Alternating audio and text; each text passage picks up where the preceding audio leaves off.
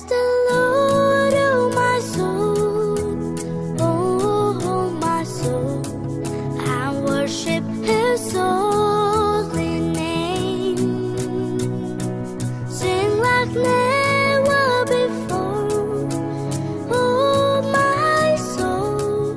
I worship Your holy name.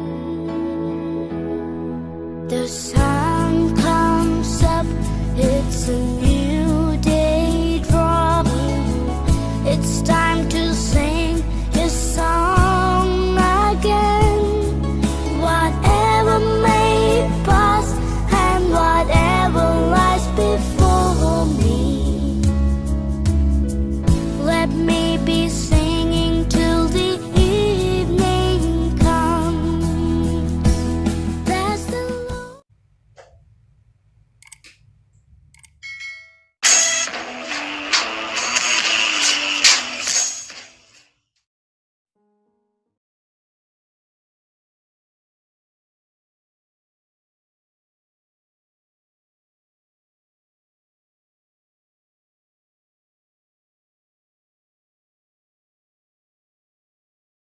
Ya, mengalami hikmat Kristus atau mendapatkan hikmat Kristus. Ya, hari ini saya akan bagikan cara yang pertama, kita harus buka hati kita. Beritahu kiri kanan saudara, buka hati. Ya. Wahyu 3:20 dikatakan, lihat, aku berdiri di muka pintu dan mengetuk. Jikalau ada orang mendengar suaraku dan membukakan pintu, aku akan masuk mendapatkannya dan aku makan bersama-sama dengan dia. Dan ia bersama-sama dengan aku. Luar biasa. Kalau kita buka hati kita, Tuhan mau masuk, saudara. Tapi kalau saudara keraskan hati saudara, Yesus juga tidak mau masuk. Ya. Jadi buka hati saudara kalau mau mendapatkan hikmat. Jangan keraskan hatimu. Yang kedua, bagaimana supaya kita mendapatkan hikmat Kristus? Kita harus minta kepada Tuhan. Beritahu kiri kanan saudara, minta kepada Tuhan. Yakobus 1 ayat 5 dan 6 berkata, tetapi apabila di antara kamu ada yang kekurangan hikmat, hendaklah ia memintakannya kepada Allah yang memberikan kepada semua orang dengan murah hati dan tidak membangkit-bangkit, maka hal itu akan diberikan kepadanya. Minta kepada Tuhan. Firman Tuhan berkata, mintalah, maka kamu akan diberi. Carilah, maka kamu akan mendapat. Ketuklah pintu, maka pintu akan dibukakan bagimu. Saya ingat tahun lalu, saya melayani di Rutan kelas 1 Makassar. Saya setiap bulan ambil pelayanan di sana, di Rutan. Kami dari Asosiasi Pendeta dan Penyuluh Agama juga. Kebetulan saya terdaftar jadi penyuluh agama Kristen. Ya, kadangkala 4 rumah kami masuk, saudara. Pertama, doa. Setelah rumah doa, kami pergi ke rumah sakit. Ya, sudah rumah sakit, kadangkala ke rumah tahanan lagi pelayanan. Dan yang terakhir kami ke rumah makan. Dan biasa juga sampai 5 rumah, namanya rumah duka. Kalau ada yang meninggal, ya luar biasa. Saya melayani di Rutan, waktu itu saya berkhotbah. Tapi di Rutan itu, kalau kita melayani harus ada ruang tanya jawab, saudara. Jadi tidak bisa hanya sekedar melayani ya di sana. Jadi saya habis firman, tiba-tiba dibuka ruang tanya jawab. Tiba-tiba ada salah seorang narapidana, saudara. Dia dihukum 11 tahun. Dia bilang, Pak Pendeta, saya mau bertanya ini, Pak. Sudah banyak pendeta datang di sini, tapi tidak ada satupun yang bisa jawab pertanyaan saya. Saya bilang, Pak, maaf Pak, jangan bertanya susah-susah. Nanti saya juga tidak bisa jawab. Saya bilang, apa pertanyaannya, Pak? Dia bilang begini, saya ini, Pak, saya mau tanya Bapak, Tuhan itu maha tahu atau tidak? Saya bilang, ya Tuhan maha tahu. Dia bilang, sekarang saya mau tanya, kalau Tuhan maha tahu, kenapa saya harus berakhir di penjara, Pak? Kenapa saya bilang, kenapa masuk penjara? Dia bilang, saya tombak bos saya. Dia tombak bosnya meninggal, dia dihukum 11 tahun. Dia bilang, kenapa Tuhan tidak cegah saya? Tuhan kan maha tahu. Saya juga kaget ditanya begini. Langsung saya minta hikmat Tuhan. Tuhan berikan saya hikmat untuk menjawab, Tuhan. Bahaya kalau saya tidak bisa jawab, karena sudah banyak pendeta tidak bisa jawab juga. Tiba-tiba saya minta hikmat, Tuhan kasih hikmat. Saya dibukakan di kisah Adam dan Hawa ya. Tuhan maha tahu sebenarnya. Kenapa dia tidak cegah itu Adam dan Hawa makan itu buah? Padahal dia kan maha tahu. Karena hidup adalah pilihan. Jadi saya kesal dia. Kenapa Tuhan tidak cegah Adam dan Hawa sama dengan kisahnya Bapak ini berbuat dosa? Padahal Tuhan bisa cegah. Karena hidup adalah pilihan Tuhan. Tuhan tidak menciptakan kita sebagai robot. Jadi kalau Bapak bunuh itu bukan kesalahannya Tuhan, itu Bapak sendiri yang harus bertobat. Saya bilang, akhirnya dia mau bertobat. Dia minta akan di atas. Setelah kami doakan, ya terjadi pemulihan. Itulah hikmat Tuhan ya. Kalau tanpa hikmat Tuhan mungkin saya tidak bisa menjawab ya narapidana ini ya. Jadi kita harus minta kepada Tuhan kalau kita kekurangan hikmat. Yang ketiga, bagaimana caranya kita mendapatkan hikmat Kristus? Ya, tadi yang pertama kita harus buka hati, yang kedua kita minta, yang ketiga lewat firman Tuhan. Beritahu ke rekan saudara lewat firman Tuhan. 2 Timotius 3 ayat 1 ayat 15 ya. 2 Timotius 3 ayat 15.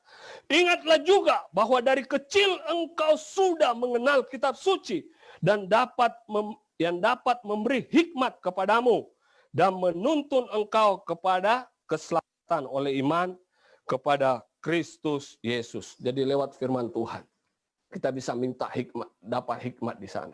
Apalagi kalau kita buka kitab Amsal, di situ begitu banyak hikmat, saudara. Karena Raja Salomo itu rajanya hikmat.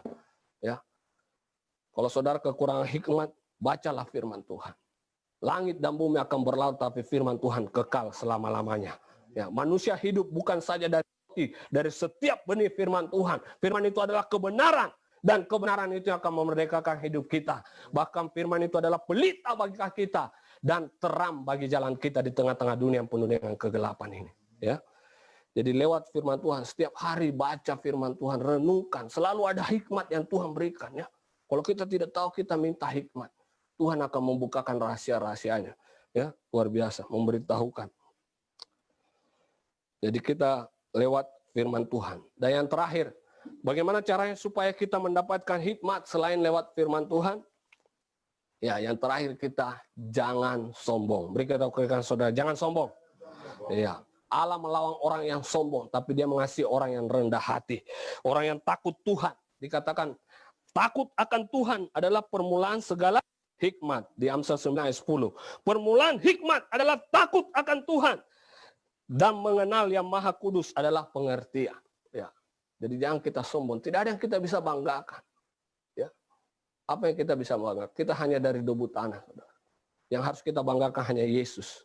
Dia adalah kekasih jiwa kita, dia adalah Tuhan di atas segala Tuhan, Raja di atas segala raja. Ya, dia sudah mengalahkan semua permasalahan di dunia ini. Ya, jadi jangan ada kita banggakan. Mari kita tinggikan nama Tuhan. Saya percaya orang yang memiliki Roh Kudus selalu meninggikan nama Tuhan Yesus. Amin.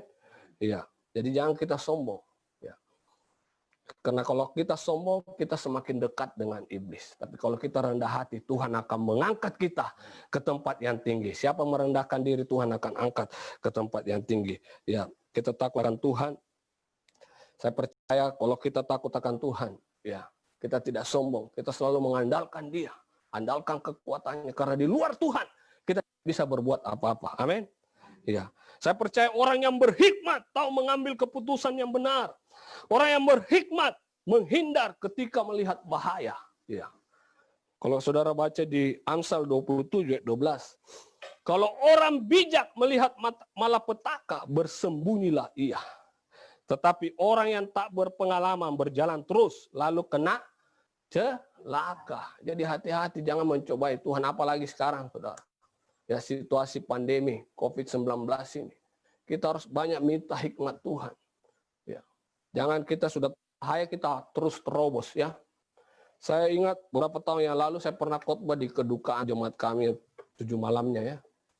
Tiba-tiba di sana setelah saya khotbah disajikan begitu banyak makanan, saudara. Ada cacai fuyung hai, sate, ada RW, pokoknya lengkap semua di situ. Sebelah enaknya ini makanan ini sih. Tiba-tiba baru saya ambil sedikit, ada teman saya pendeta, saudara. Dia ambil itu makanan bumbung kayak gunung, saudara. Saya kaget. Baru sate 5 tusuk. Saya bilang, Pak Pendeta, ingat doa Bapak kami, Pak. Makan secukupnya. Saya ganggu dia gitu. Langsung dia bilang, tidak apa-apa, Pak. Memang doa Bapak kami kita diajar makan secukupnya. Tapi kadang-kala lidah ini tidak bisa tahan kalau lihat makanan enak. Dia bilang, ada darah Yesus, Pak. Saya bilang, hati-hati, Pak. Darah tinggi, Pak, nanti. Dia bilang, darah Yesus lebih tinggi dari semuanya. Wes. Saya bilang, jangan mencobai Tuhan. Woi, 1 minggu kemudian saya kaget, saudara. Dia kena stroke di Surabaya. Saya tidak usah sebutkan siapa, sampai hari ini tidak bisa jalan. Jadi jangan kita mencobai Tuhan. Tuhan memang memberikan kita iman, tapi harus juga ada hikmat. Ya, kita harus berjaga-jaga dan berdoa supaya kita jangan jatuh dalam pencobaan. Jadi kita berjaga-jaga dan berdoa ya, supaya jangan jatuh dalam pencobaan. Tuhan Yesus juga menggoda waktu dilempari batu, waktu di Bait Allah. Ya. Kalau saudara baca, ya, bisa ya. Mungkin kita baca di Yohanes 8 ayat 58 sampai 59. Kata Yesus kepada mereka, aku berkata kepadamu sesungguhnya sebelum Abraham jadi, aku telah ada. Lalu mereka mengambil batu untuk melempari dia. Tetapi Yesus menghilang dan meninggalkan Bait Allah. Jadi hati-hati saudara. Sekarang banyak virus corona. Kalau kita tidak menghindar juga, tidak jaga jarak, ya harus tahu juga jaga jarak, jaga pergaulan. Ya. Firman Tuhan berkata, pergaulan yang jahat merusak kelakuan yang baik. Ya, jadi jaga jarak, jaga pergaulan saudara. Kalau saudara ya mau selamat ya. Dan orang yang berhikmat tahu mengatur keuangan. Orang yang berhikmat tahu mengatur waktu. Orang yang berhikmat tahu menjaga kesehatan. Orang yang berhikmat juga tahu menjaga perkataan. Orang yang berhikmat pandai menjaga pergaulan. Orang yang berhikmat mendengar dan melakukan firman. Orang yang berhikmat selalu memberikan solusi, bukan menambah masalah. Ada orang sudah banyak masalah, ditambah lagi masalah. Dia pusing, saudara. Dia bilang, Pak, saya ini sudah sakit, Bapak datang lagi kasih berita. Saya pernah ada doakan orang itu, Pak Pendeta, Pak. Dia bilang, saya sudah mau mati nih. Saya bilang, Bapak berharap sama Tuhan, jangan dengar itu pendeta. Kalau belum waktunya mati, tidak mati juga. Ya, karena saya lerang pun, saya tidak akan gugur tanpa seizin Tuhan. Jadi semua dalam kendali Tuhan. Amin. Dalam masa kita sudah ini Pak. Diminta-minta lagi mau maaf. Jadi itu kita harus berikan solusi ya. Orang yang berhikmat selalu membawa damai. Orang yang berhikmat tidak menyimpan sakit hati. Orang yang berhikmat selalu mengucap syukur dalam segala hal. Orang yang berhikmat tetap bersuka cita menghadapi tantangan. Dan orang yang berhikmat tetap memuji Tuhan di tengah masalah. Amin. Karena ada kuasa di balik pujian. Saya ingat Raja Daud ketika dia banyak masalah, saudara. Dia hanya bermazmur, bermain kecapi. Makanya ada itu Mazmur 23 ya. Tuhan adalah gembalaku. Sekalipun aku berada dalam lembah kekelaman, aku tidak takut bahaya.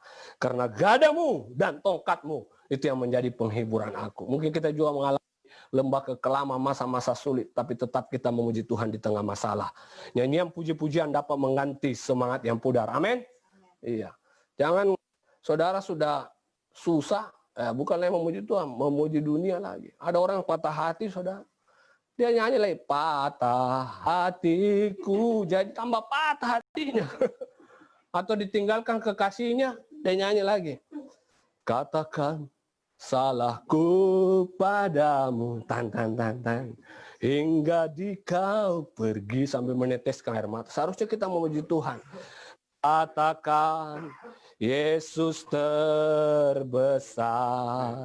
Katakan Dia cintaku. Dia sembuhkan, Dia ampuni dan beri pertolongan, maka Tuhan akan datang menolong saudara. Allah bertahta di atas puji-pujian orang yang percaya. Amin. Ya, Raja Saul juga ketika dia stres, dia memanggil Raja Daud untuk memuji Tuhan, mau bermain kecapi, langsung hilang stresnya, saudara. Jadi jangan saudara kalau stres puji-puji lagu-lagu dunia lagi. Ada orang lagi nyanyi, aku tak sanggup lagi menerima. Akhirnya tidak sanggup betul dia. Bunuh diri dia. Seharusnya kita memuji Tuhan. Segala perkara dapat ku tanggung di dalam Dia yang memberi kekuatan. Tuhan Yesus penolong dan sahabat. Tetap percaya Tuhan setia. Amin. Saudara percaya Tuhan Yesus adalah Tuhan yang setia. Dia selalu menemani kita dalam suka dan duka. Ya, pujian ini saya percaya mereka ambil di Di Filipi 4 ayat 13 ya. Segala perkara dapat kutanggung dalam Dia yang memberi kekuatan kepadaku. Amin. Kalau kita memuji Tuhan ada kekuatan baru. Luar biasa. Benteng Yeriko juga dirobohkan dengan sorak-sorai, dengan pujian. Saudara. Betapa dahsyatnya pujian. Walaupun ada masalah tetap memuji Tuhan. Saya biar mandi, saudara, di kamar mandi juga memuji Tuhan. Langsung kayak dicas kita ya. Luar biasa. Ya. Jadi tetap bersuka cita apapun. Karena hati yang gembira adalah obat yang manjur. Tapi semangat yang patah mengeringkan tulang. Dan orang yang berhikmat selalu menjadi berkat. Maju terus dalam Tuhan. Hadapi semua dengan hikmat Tuhan Yesus Kristus. Ya, kita bangkit berdiri, kita memuji Tuhan, kubuka hati. Kita ambil refnya saja ya.